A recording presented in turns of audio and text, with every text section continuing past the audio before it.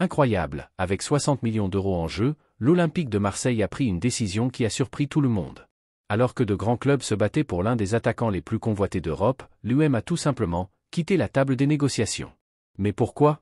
Stratégie, manque d'intérêt ou une erreur qui pourrait coûter cher?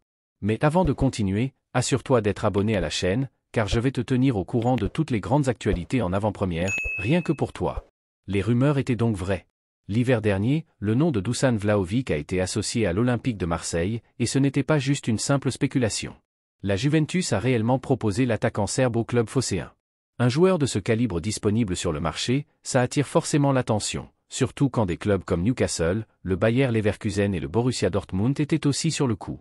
Pourtant, à la surprise générale, l'UM a décliné l'offre en un rien de temps.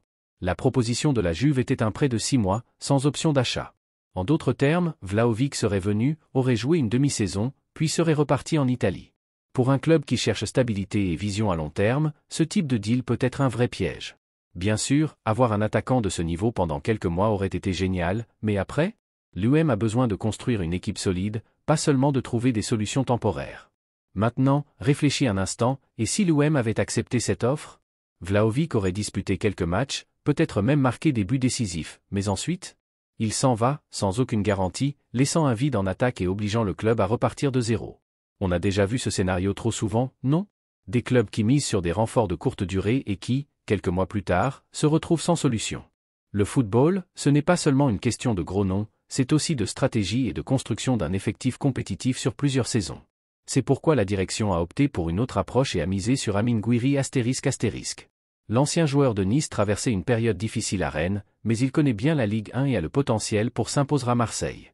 En plus, son arrivée représentait une solution plus viable économiquement et correspondait mieux à l'idée de renforcer l'équipe sur le long terme.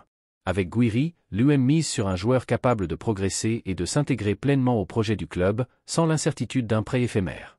Ce choix n'a peut-être pas fait autant rêver que Vlahovic, mais dans le football, la décision la plus spectaculaire n'est pas toujours la meilleure. L'UM a fait le pari de la stabilité et d'un projet construit sur des bases solides. Maintenant, reste à voir si le terrain donnera raison à cette stratégie.